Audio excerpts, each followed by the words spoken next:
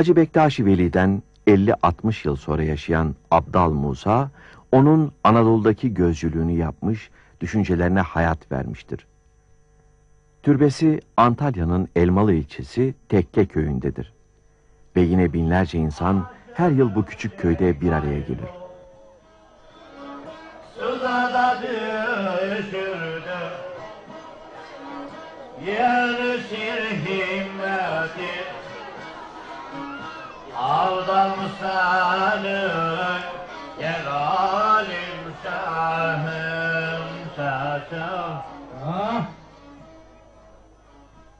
Tören alanında düzenlenen ceme katılanlar da, semah dönenler de bu köyün insanlarıdır.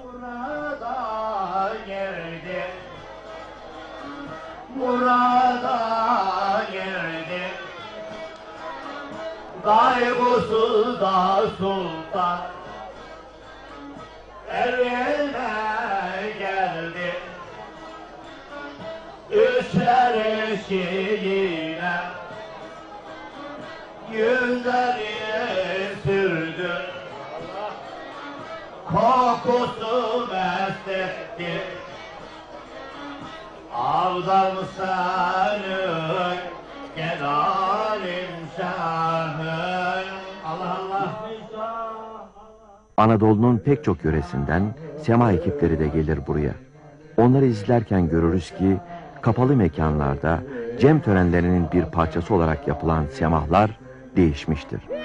Gençler özel olarak eğitilmiş ve semah özgün halinden uzaklaşmış, farklı bir biçime dönüşmüştür.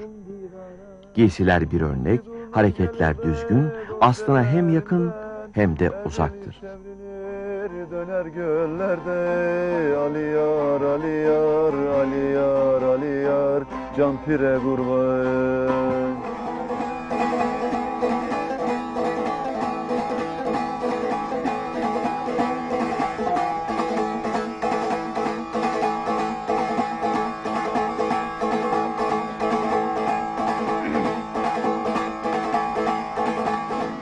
Felek bir gün cana kıyar, bizi tabdan kaba koyar. Ninelerinden, dedelerinden görüp bildiklerini yitirmeme, yaşatma çabası vardır onlarda. Bu çabayı anlamak, Anadolu'nun giderek solan bu rengini yakalamak için yollara düşmek gerekti.